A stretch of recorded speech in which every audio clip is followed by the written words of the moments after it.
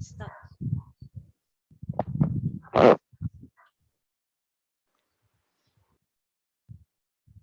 Cái yang ini.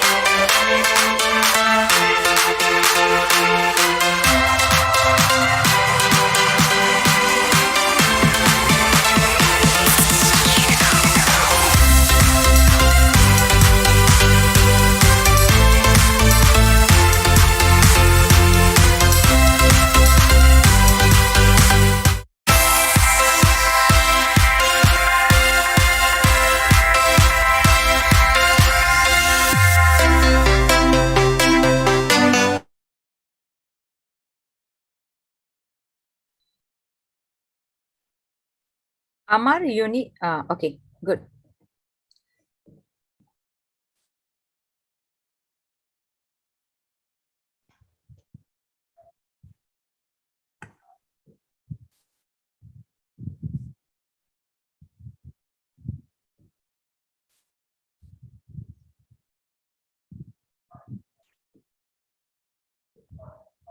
Can we start now? Can. You start. Hi, good afternoon, everyone. So welcome to IEM Sembang Chillex episode 4, which is on environmental engineering and what we do. So I am Devika and with me is our lively, ever beautiful Aisha. And we are here to discuss on the various job functions challenges and career options in the field of environmental engineering industry. Okay. Hello everyone. Apa khabar? Hari Saturday hari ni. Sihat tak semua orang? Okay, very good. Okay, this program also is supported by BEM, Board of Engineers Malaysia. So any of you yang baru graduate tu, tolong jangan lupa register yourself with BEM. And then also supported by these two marvelous NGOs, Brain for the Future and Closing the Gap. Both of these organizations, they empower education and they focuses on students that comes from underprivileged families. It's okay. They have mentoring. What else? A lot of sessions, macam session lebih kurang macam ni. So go check them out in their social media. And then, so for this show, okay, we have 3 amazing panelists. So first we have Dr. Teo Fang Yen as an educationer from academic. Okay, and then we have Engineer Zulaika Mukhtar from she's a regulator. And last but not least, Engineer Amar Muhammad Rashid, an entrepreneur. Okay, you all 3 orang ni lah. Memang I stalk you all actually on LinkedIn. Okay, diorang ni memang gempak. All of them have more than 500 connection lah. And then I cubalah nak add kan, nak connect, tapi semua macam fikir, semua orang cakap macam apa, I prefer you to follow. So except Dr. Teo lah, you accepted my connection. Thank you lah kan. Okay, so with this, ladies and gentlemen, take this opportunity to ask them questions. You can ask questions for those who are in Zoom. Don't forget, you can put your questions in the Zoom box, and those in the YouTube live, just drop your question and then we'll go through the Q&A sessions slightly before we end the show. Okay, without further ado, back to you, Devika. Thanks, Aisha. I told you she's ever lively. Okay, so we'll start with Dr. Teo. Dr. Teo, please tell us briefly, where did you graduate and where are you from? Thank you, Devika, and also good afternoon to all of you. Hi, nice meeting you here. Yeah. Okay, so firstly, as introduced by Dr. Devika just now, I'm Dr. Teo here. I'm from University of Nottingham, Malaysia. Currently is a lecturer as a civil engineering departments, and also graduated from University of Kebangsaan, Malaysia, UKM, with the Bachelor of Engineering in Civil and Environmental Engineering. So I also did my Master of Water Engineering in UPM, University Putra, Malaysia, as well as I did my PhD in Civil Engineering from Cardiff University, UK. So is it okay, Devika? Oh, that's back to you. That's really very impressive. Thank you, Dr. Teo. Now let's hear a bit from Engineer Zulaika. Hi everyone, Assalamualaikum, good afternoon. I would like to make a disclaimer first. So I'm sorry if I look like I'm about to sleep or gazing out, because I just had my booster yesterday and the after effects start to kick in. I think I've overdosed with too much what we call it, Panadol. Semalam Devika asked me to Panadol. Bukan Panadol, Actifast. I took 8 already. I'm overdosed with Actifast. So as mentioned by Devika, my name is Zulaika Mukhtar and I graduated from UPM in Bachelor of Chemical Engineering in 2007. On a personal matter, I am married with 2 kids, one 10 years old and the other is 2 years old. You look like a young girl. I believe there are 2 questions you should never ask a woman. One is their age, the other is their weight. So I'm not going to disclose mine lah. So I love outdoor activities. I love hiking, I love cycling, I love jogging, but I can't do that much of lately. So that explains a bit of weight gain. So sorry, you cannot hear my voice clearly? No, you are loud and clear. All right, good. Okay. And then on professional matter, I started working 2 weeks after my final paper, I work in a Singaporean company in JB, which deals with plastic repellentize. And that time I cover on the color department, production department, QA, QC, and also I am as their RPO, radiation protection officer.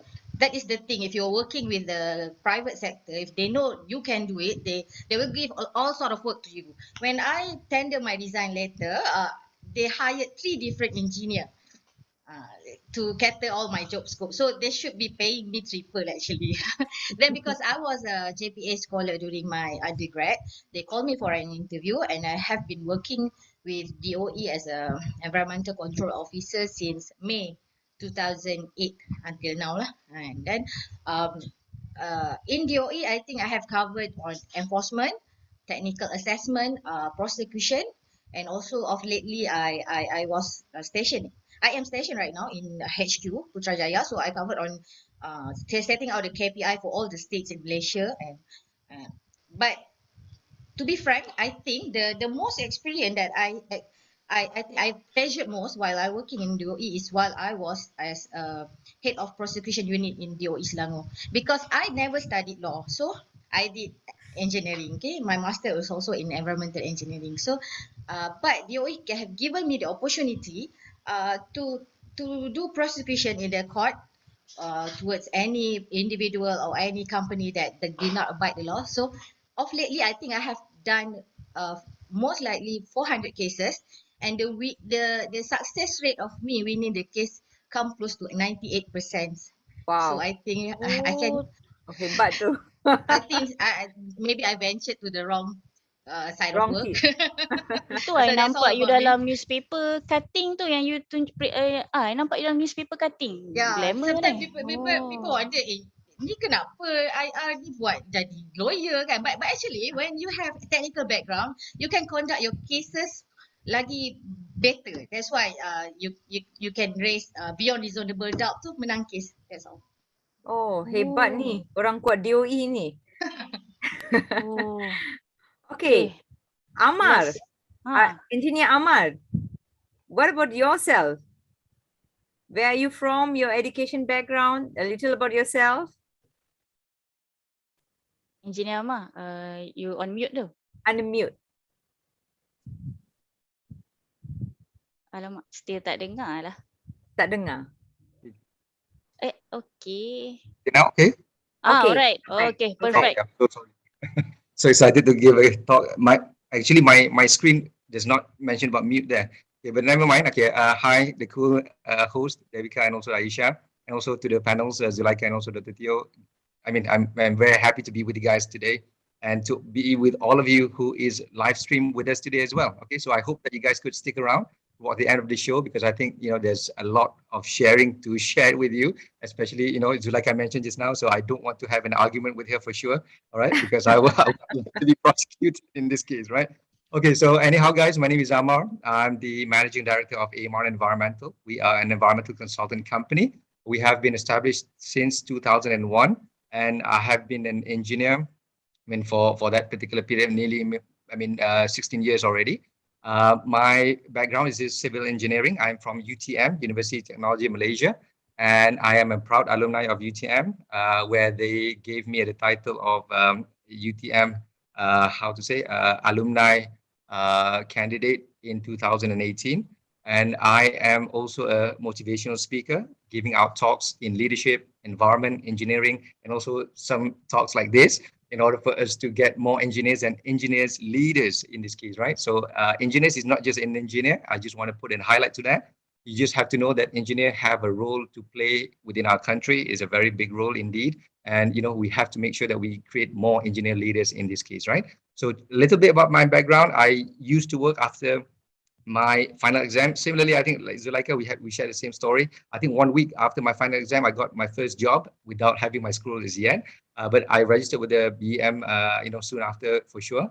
And then later on, after 1 year of working, then I started to become my own my own company. I started to build my own company after that, and then until today. Okay, so I think I was previously, working with someone that I've learned so much, and I think I totally 100% agree with Zuleika, where, when you work with private companies, they really push you to the max to ensure that you can, provide the best of your skills. Not in a negative way, I presume, because at that particular time, if I could share with you, all the young engineers out there, I was the only site engineer at the site catering for this 5 million ringgit project. And, that task was a big thing for me at the time, but I managed it through the learning process, not just towards, our local engineers, but also towards mainly from the labor workers as well. So be mindful, be humble in being an engineer, because, you can only gain so much if you learn from bottom up. Okay. So yeah, hopefully to share. it makes you stronger and wiser as well.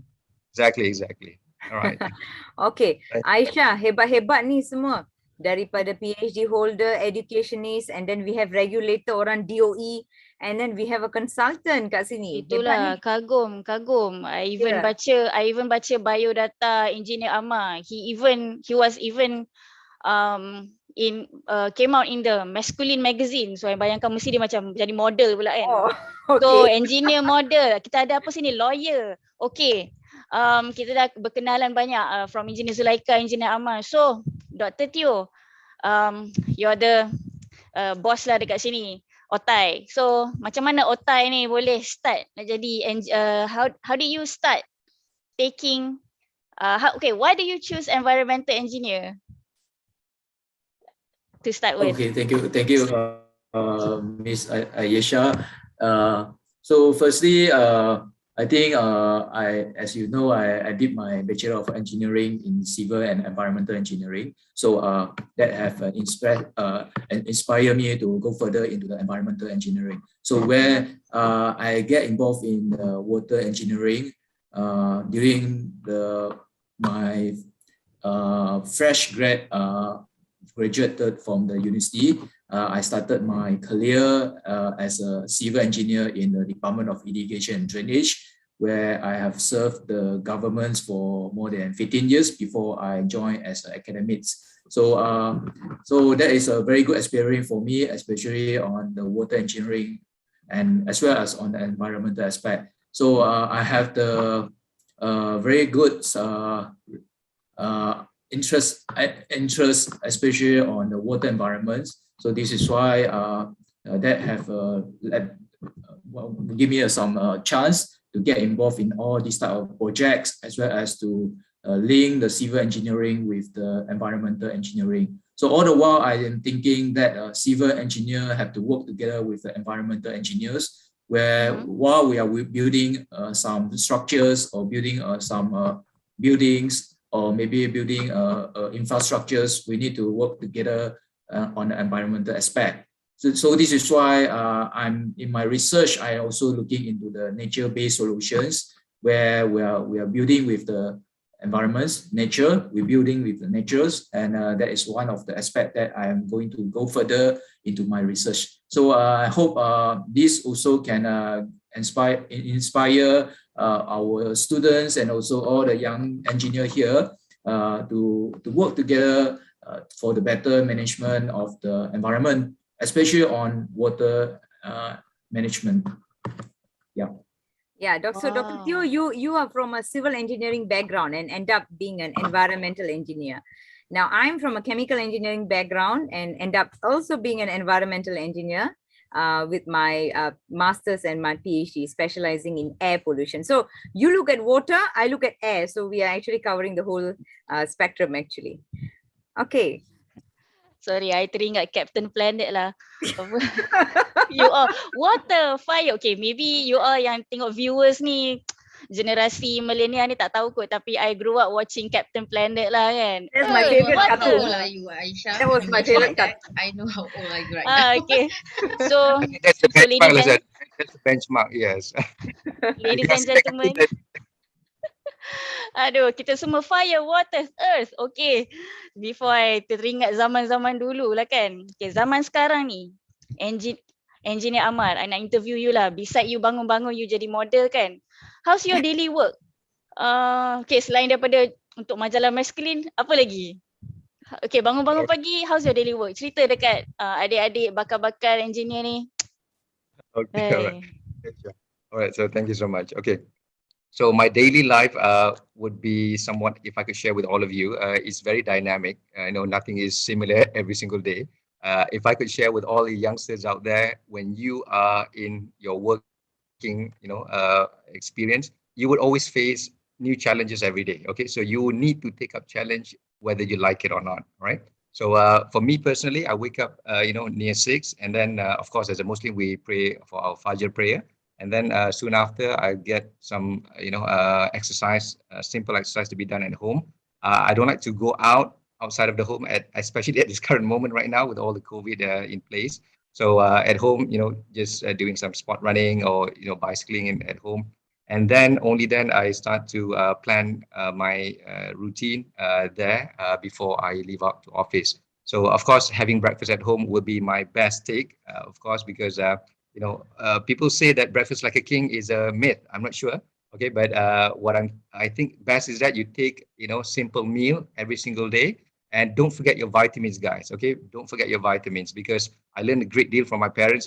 I mean, for sure, they are religiously taking vitamins every single day. Okay, so you can see their vitamins is like rice already. Okay, so for me personally, I mean, do invest in your health, guys, because especially during this pandemic or any other health issues that we are facing nowadays, that kind of vitamins could protect you from all those sickness, and hopefully it could enhance your or boost up your immune system at a similar pace, right? So after that, I normally go to office at near 10, because I don't intend to go to office early, because normally when I go to office early, I'll get too busy. So I'll get myself to be conditioned first before I go to office near 10. And during that time, normally my role, if you understand, as an engineer and also an entrepreneur, I do not only deal with projects with my clients, but I also deal with my team members in terms of developing my team as well. Okay, because like I mentioned, as a leader within a company or engineer itself within your organization, you have to make sure that your presence is well met within your the people around you, to make sure that they are motivated when you are there. Okay, so which means that, let's say for example, we go to the office, we must make sure that we can deliver goodness towards what we can do. All right, so for me, I deal with people, communicating with them, making sure that everything is in good progress. And for sure, decision making is something that I do every single day. Okay, so for you youngsters out there, also do remember that decision making process is something that you need to learn continuously, especially now. Okay, because the way that I see a lot of young engineers, I'm not stereotyping everyone at this current moment, but generally, a lot of people or young engineers nowadays are afraid to take up challenges and afraid to take up responsibility into making good decisions. Okay, because our country cannot move without decision-making people. All right, so you have to understand that. So making decision is something that you need to do fast, every single time, because if you do not do that, then people would wait for you. Like for me personally, my decision making process needs to be fast, because if not, my team will be just idle and just wait for work to be done. And for me, I need to push that thing very, very seriously and very, very hard on that. Okay, so if you ask me personally, meetings is something that I do every single day. Projects is also something that I love to be involved with, because for me, I mean, a lot of people say that if you want to grow a company, of course, you concentrate mainly on growing up the company as a business entity, right? But for me personally, I like to have a mix of a bit of both, because dealing with projects, I like to see or meet with new people. I like to meet with new challenges. And the best part is that, like I mentioned, I like to take up the challenge of making that decision happen, to make sure that I can see whether that solution really works or not. Okay. So at the end of the day, I go back to my family, and if can, to put the work away. And the good thing is that, because I'm working with my wife, so I'm the managing director, my wife is an operations director. So we speak the same language every single day before we sleep. So even so that we can target the things that we want to target every single day. Yeah. So don't forget my last note for every one of you as well. When you plan for the day, like for me, I plan it a day before. Okay. So this is what I preach to all my team as well. Let's say, for example, if I am, managing my calendar for that day, is actually managing the calendar the previous day that I did those lists. Okay, so do your to-do list or whatever list that you have a day before, so that you can, make fresh on the day that you are facing that challenge on that particular day. Okay, so that's about the things that I'm always doing, and on that thing, Aisha. And last but not least, if I have time, I would always like to go skateboarding, because I've acquired those what do you call it, skills when I was young. So I plan to teach my children to skateboard as well. So yeah, that's something that I love to do with my family. So that's a little bit about Oh. that. Patutlah Thank you. pakai hoodie macam ada gaya-gaya skaters, nampak? Oh. No, those things carries on. Oh, that's nice. Thank you. Thank you, Amma. That was really good motivation also for the youngsters as well. Yeah. Yeah, and for also me, I need to plan better. Okay. So thanks for the tips. Like it's the day before. Okay, very good. Oh, okay. So, Aisha, jom kita kacau Engineer Zulaika. So, Engineer Zulaika, let's hear what is your challenges in your working life. Well, as Besides saman orang. despite saman orang lah, despite in the court. Okay. As an engineer in working with Department of Environment, as Engineer Amar mentioned, the knowledge, skill, and problem-solving approach need to be incorporated in daily work. Okay, environmental engineering actually is not a lucrative field compared to other engineering fields. People who go to environmental engineering are not in for the money. I can say that. Am I right, Aisha and Dwika? Yeah. Typically, if you are a civil engineer or if you are environmental engineer, you won't be making any headline unless something go horribly wrong with the design. Okay. So people like to joke around. DOE stands for Department of Everything, or just stands for Jabatan apa sahaja. But however, I do think working with DOE challenged me to anticipate more, to anticipate problems rather than to react to the problems. Understand that? The first challenge that I can state here is on public perception. Okay, environmental issues are very broad and require authority from stakeholders other than DOE, not just DOE. Okay, in federal constitution itself, okay, we have three schedule. The first schedule is on the federal matter, which falls under federal matter. The second schedule, which fall under the state, and the third schedule on concurrent list. So sometimes the challenge will fall in forms of having mutual agreement between opposing parties or opposing political parties. Okay, like for example, in Selangor, we are from opposing parties. DOE is under federal, so sometimes it's hard to have the mutual agreement. And secondly, on the interagency enforcement in environmental management, okay, the jurisdiction of each agency involved with environmental management should be clear. For example, for water plant management, okay, not only DOE need to cover on the enforcement of water treatment plant. We have Badan Kawal Selia Air, we have also Suruhanjaya Perkhidmatan Air Negara SPAN, we have also JPS like Dr. Teo used to work with, kan? So I really understand the jurisdiction of each agency under the same particular issue, like water management in Malaysia. So sometimes it's very tedious and hard to achieve that.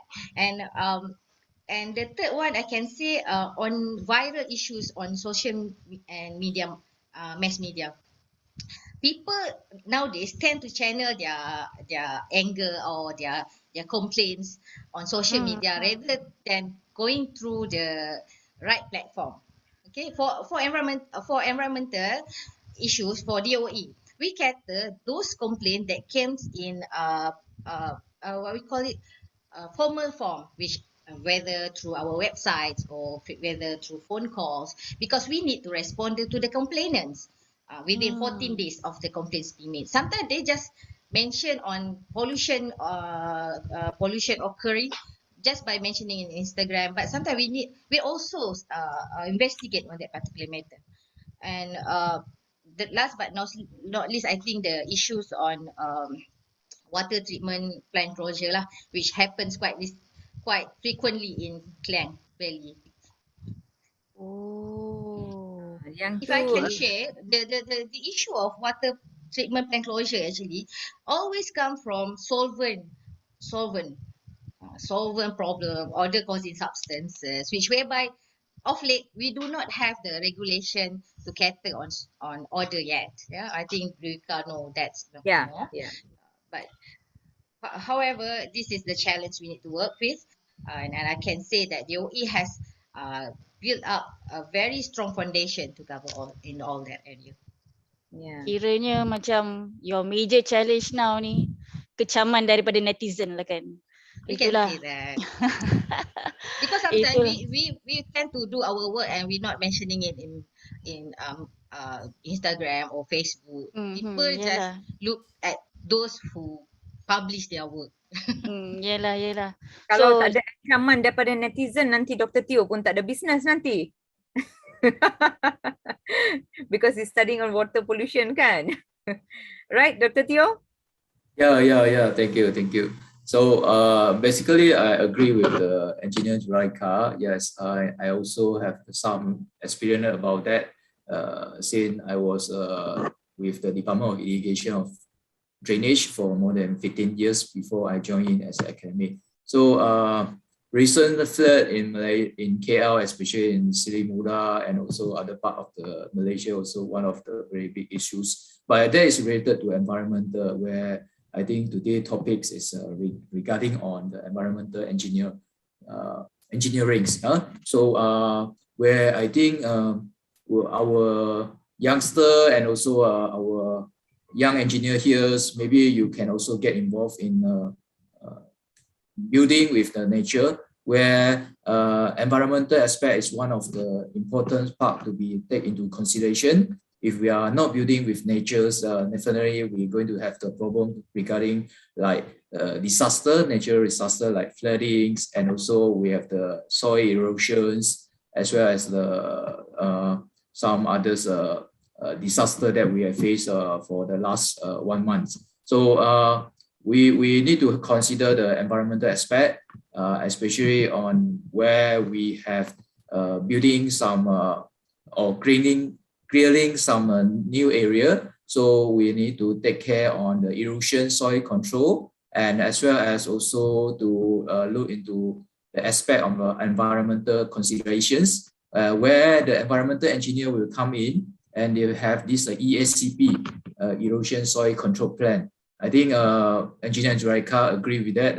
In DOE, they also enforce, they have also regulate, especially The on competency, yes, for any new area openings. Yeah.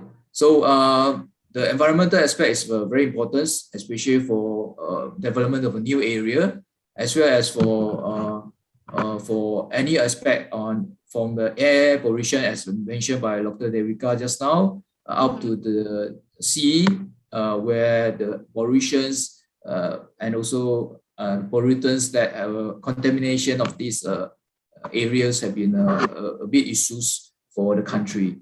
So we need all these environmental engineers to work together to make sure we can have the clear and also the clean environments for a betterment of the nations. Yeah. Thank you, Dr. wow. Thank you, Dr. Teo. So, what can I from hearing bits and pieces from Engineer Zulaika and Dr. Teo, salah satu ciri-ciri yang penting lah as an environment engineer, you kena bersabar, and you need to read a lot of laws and regulations. Actually, I'm from oil and gas industry, so I just joined to macam chip in lah. But from my side, when I design things, my first consideration is environment. Anything you design, you need to meet spec, you need to save the environment. Tak boleh pipeline pun leh, tak boleh lalu coral ini, tak boleh macam tu lah. So engineer ni sebenarnya sayang environment. Tapi itulah orang tak tengok kerja kita. Sedih. Hancur hati. Tapi hancur hati pun. So Engineer Dewika. Ada tisu tak kat sana, Aisyah? Tudung ada. Okay, Aisyah, we have let's move another on to half an ada soalan kat YouTube. Oh, ya ke? We have have another half an hour here to sembang-sembang. Let's address some of the questions yang our participants asked daripada YouTube. So this question, I will read out the first question, Aisyah. Okay. So the first question is actually for all the panels. Is Malaysia addressing visual pollution as Australia and developed countries do? So that is the first question. Is Malaysia addressing visual pollution as Australia and developed countries do? I think probably anyone can answer. Just unmute your mic and visual pollution. Okay. So I was just Googling on visual pollution, just in case, just to add on kat sini kan. It's a visible deterioration and negative aesthetic quality of the natural and human-made landscapes around people. It refers to impact pollution has in impairing the quality of the landscape and is formed from compounding sources of pollution to create. Maybe kita ada grad and kita ada graduate from yang tengah belajar kat Australia ni. You kat Australia ke? Hi. I tak tahu siapa tanya ni. Okay, so we let the panelists answer sekarang ya, Devika. Okay, if I could take up just a quick one on that.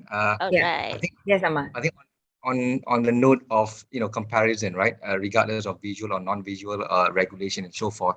I think as a consultant, when I deal with the laws that we have, right, I think I'm very happy to see that we are actually, although we are a developed country, but I think our laws on environment is very strict, especially when you talk about, air quality, water quality. Yes. Everything is in place and everything is in order. And even so, right now we are looking at groundwater quality. So everything's been covered for that sense. And the reason why I say that also is because that when we do, let's say, for example, when we do sensitive projects in our country as a national interest projects, we look at all these factors when it comes to the environmental impact assessment that we do as a report in order for the public to see and the public to visualize what the client or the project proponent is actually doing.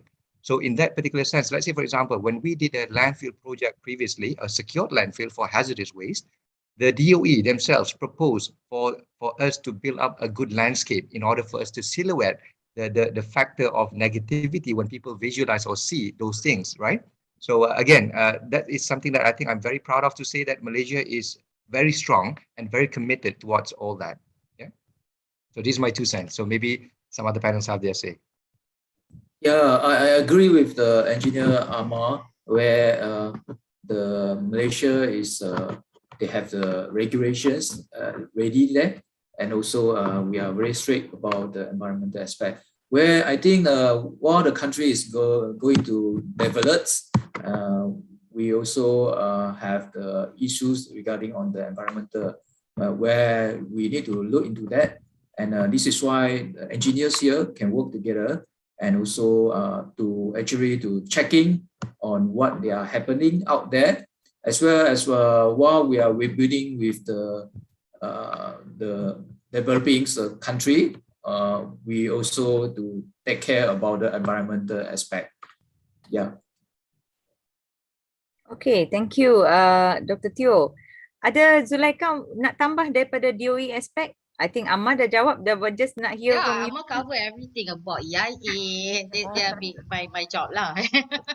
Okay, I rasa second question ni. Okay, I rasa second question ni memang for you lah, Engineer Zulaika. Yeah, betul. What are the second question? Does DOE regulate car exhaust smoke requirements? Oh, bukan calang-calang orang yang tengok YouTube live ni ya. Terima kasih lah soalan. Yes, we do, dear. Yes, we do. We have several regulation under air that covers. We call car exhaust is like kenderaan bergerak. Non-point sources. We for DOE we cater pollution control from point sources and non-point sources. Car vehicles falls under non-point sources. For exhaust from motor vehicles, the regulations that they need to comply is on control of lead concentration in motor gasoline, motor vehicle noise, and also emission from diesel engines, emission from petrol engine, refrigerant management, halon management, emission from motorcycles, and control of petrol and diesel properties. These are all the regulations that cater for vehicles exhaust emission. If you can see, sometimes they're gonna do what we call it macam operasi bersama with PDRM and also JPJ malam-malam dekat KL area and that.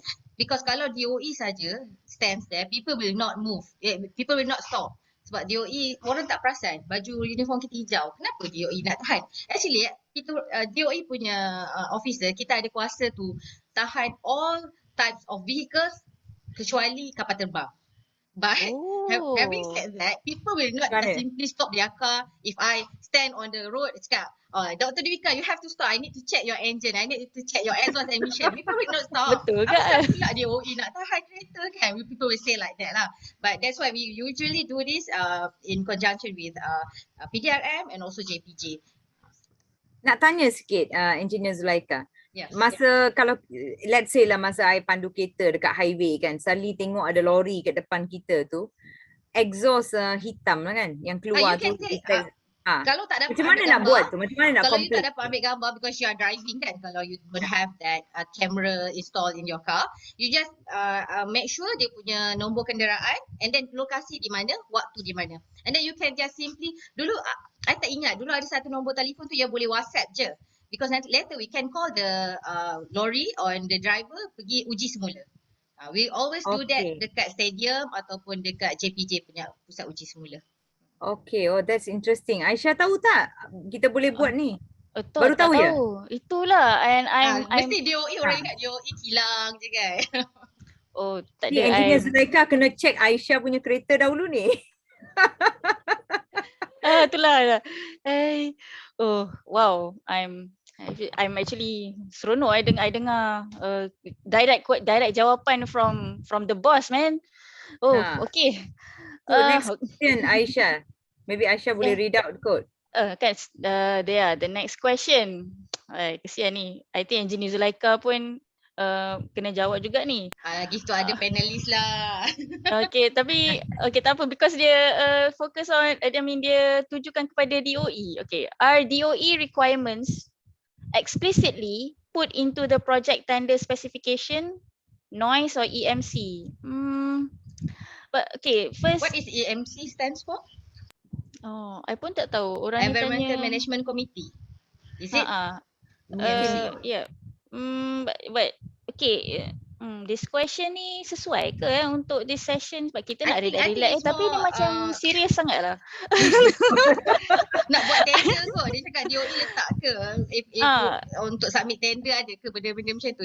Am I understanding the question correctly?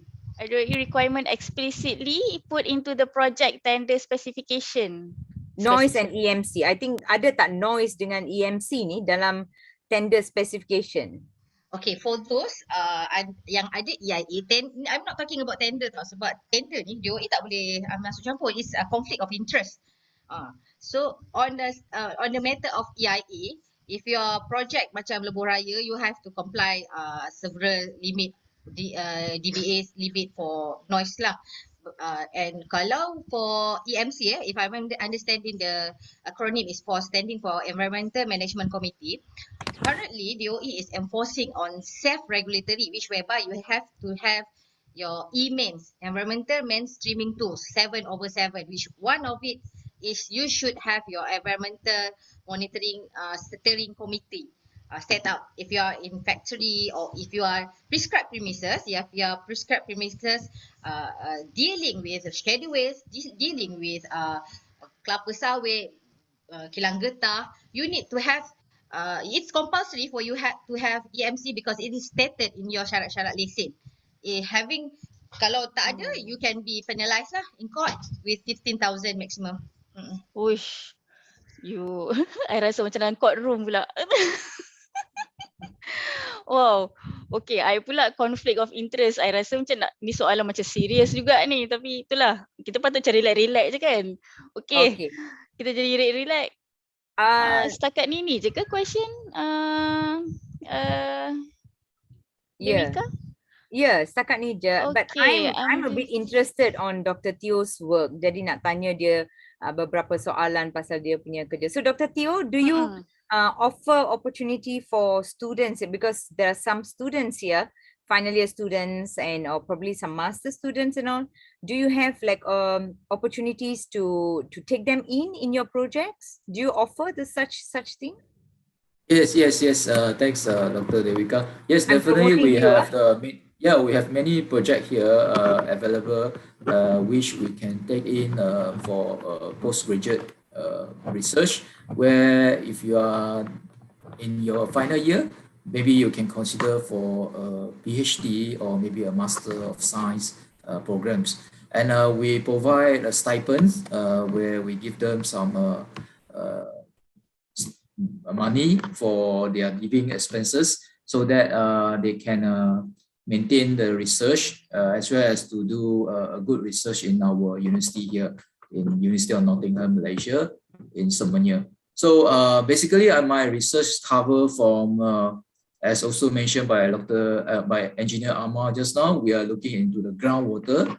So I have explored into the groundwater contaminations as well as on the river engineerings, and also we also look into the microplastic, which is also Dr. Revika told me she has an interest on the microplastic. Yeah. Maybe we can actually work together, and we can actually collaborate and also co-supervise postgraduate students together.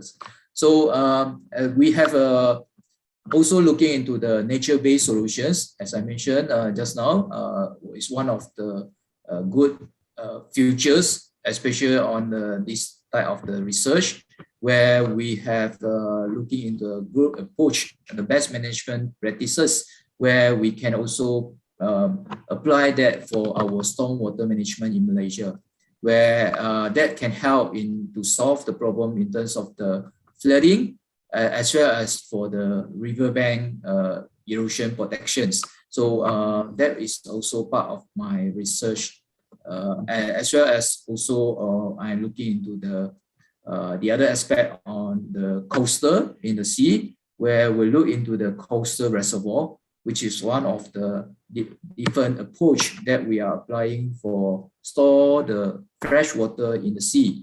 And that will be one of the alternatives where we can consider, especially on the shortage of the water, fresh water storage.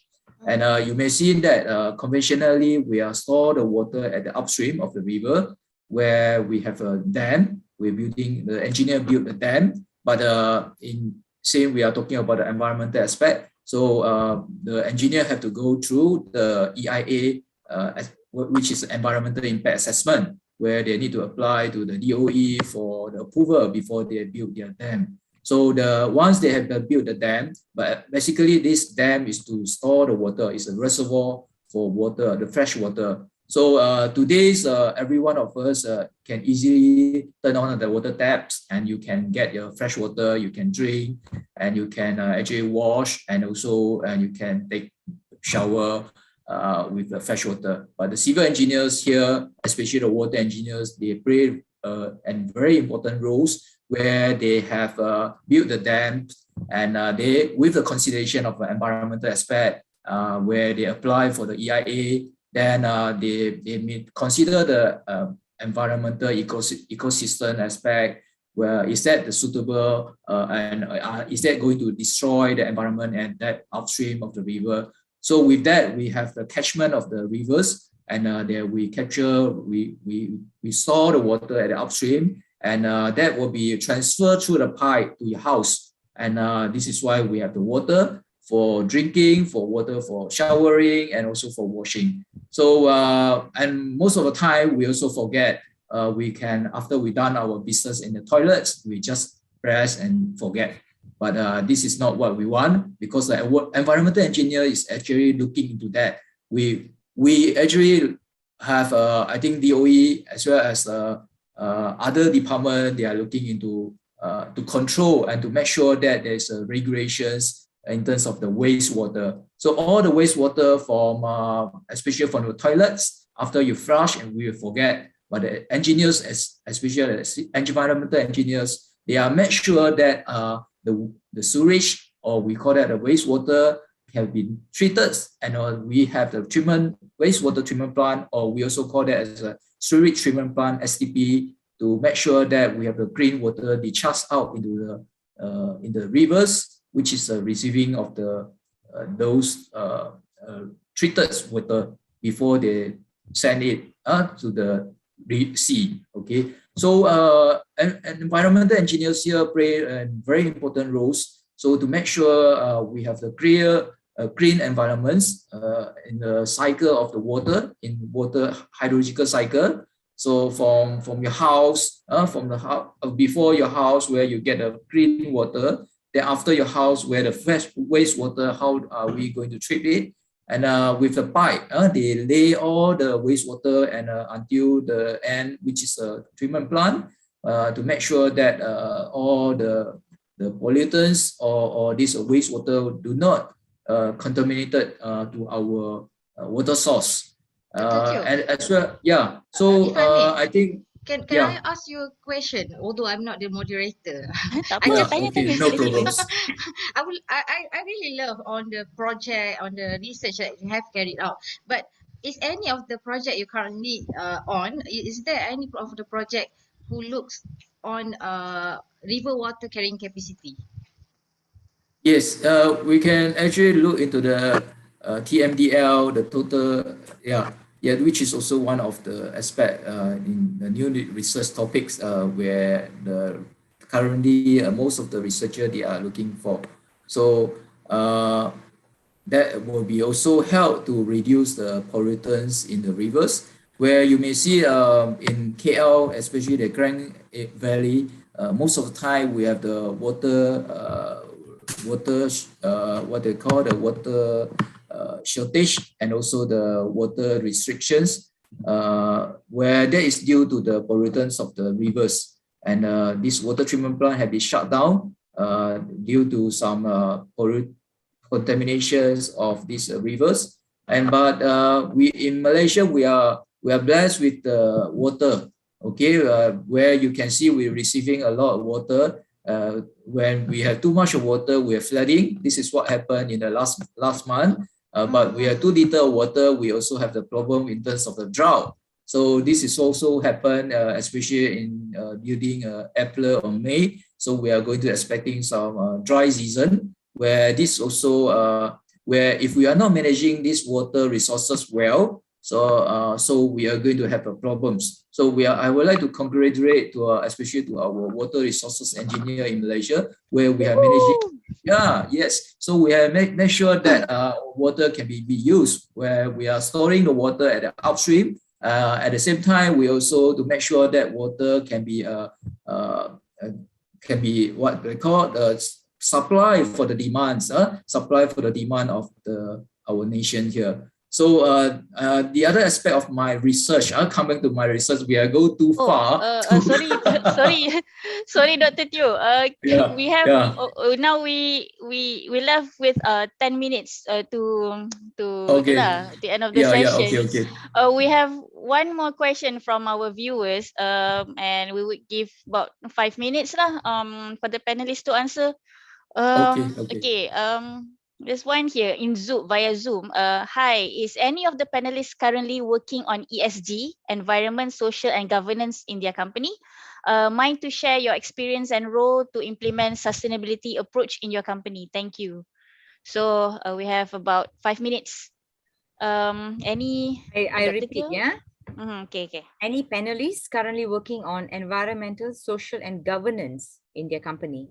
So it can be either research or in consultancy or in DOE itself.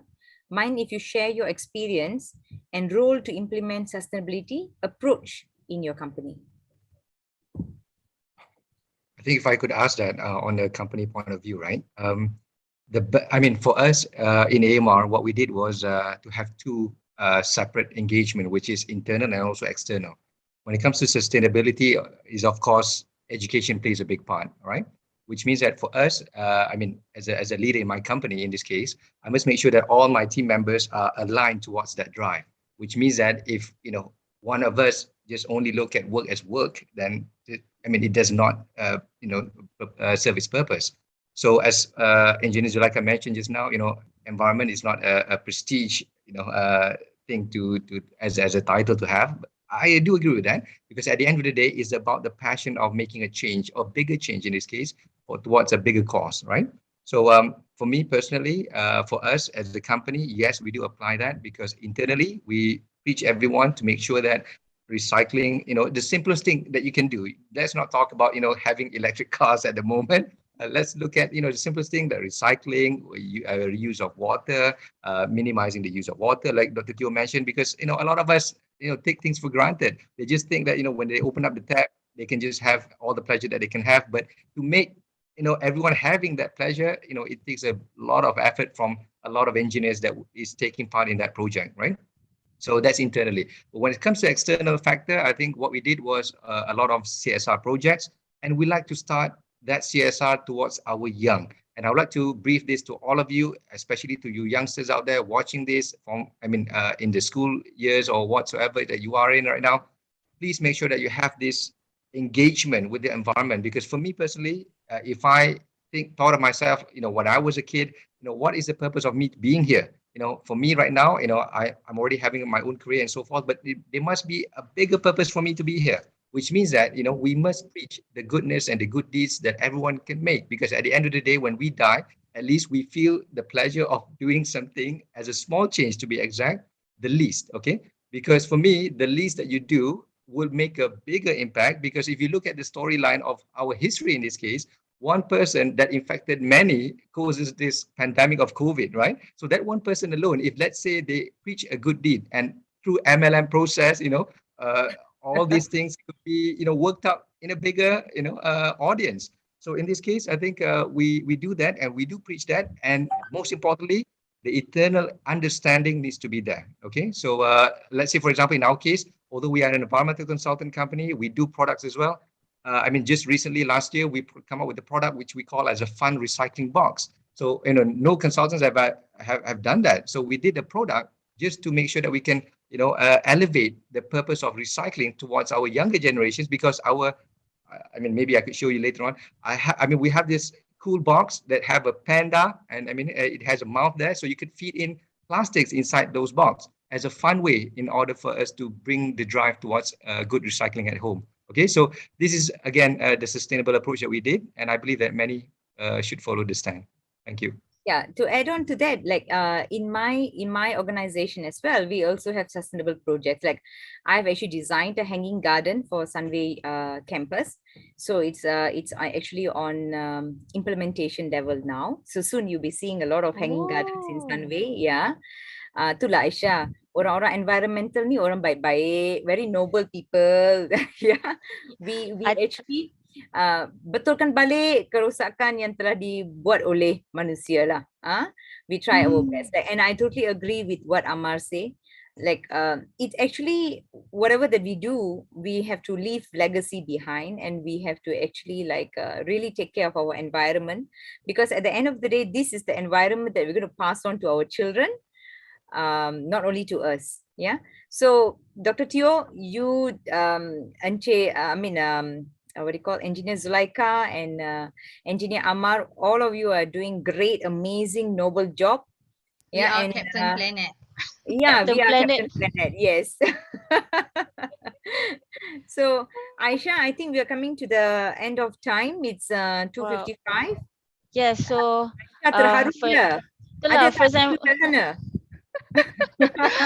first and foremost, it is a pleasure and honor to be Sembang Chillex with Engineer Zulaika, Engineer Amar, Engineer Dr. Teo.